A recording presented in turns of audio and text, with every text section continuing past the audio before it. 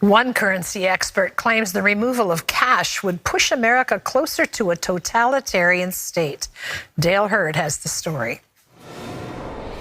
Federal Reserve Chairman Jerome Powell told the House Financial Services Committee in March that the Fed had already begun testing a digital dollar. What we're doing is experimenting in kind of early stage experimentation. How would this work? Does it work?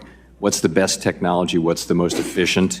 Just like paper dollars, a central bank digital currency, or CBDC, would be issued by the Federal Reserve. Those pushing for it say it would have several advantages over physical money. They say it could be used to fight inflation because the Fed would have more direct control over the money supply. It could speed up transaction payments and help fight money laundering.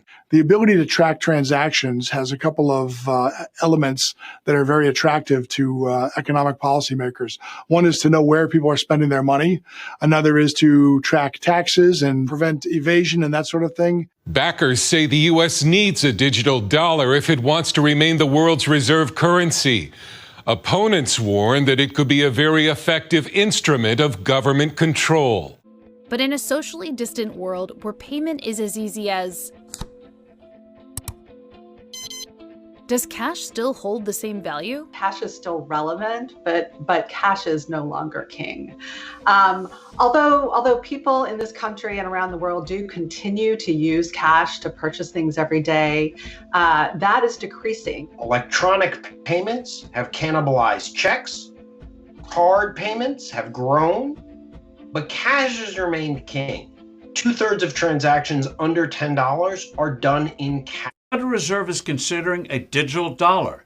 The implications for privacy and freedom are frightening. Hello, I'm Steve Forbes, and this is What's Ahead, where you get the insights you need to better navigate these turbulent times. Central banks around the world are examining whether they should create digital currencies. China is gradually enrolling one already. Japan may launch a digital yen by 2026. India is moving ahead in this front.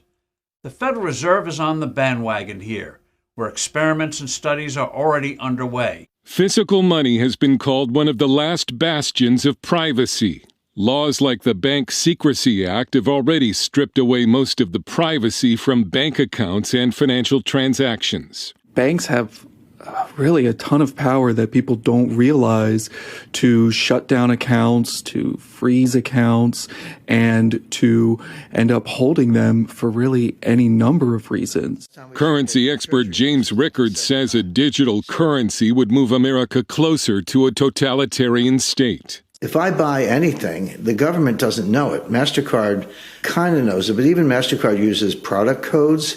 So they don't say, Jim bought a Snickers. It says Jim bought miscellaneous merchandise at a retail place. So the government doesn't know what you're doing. But with this new central bank digital currency, they will, because they maintain the ledger.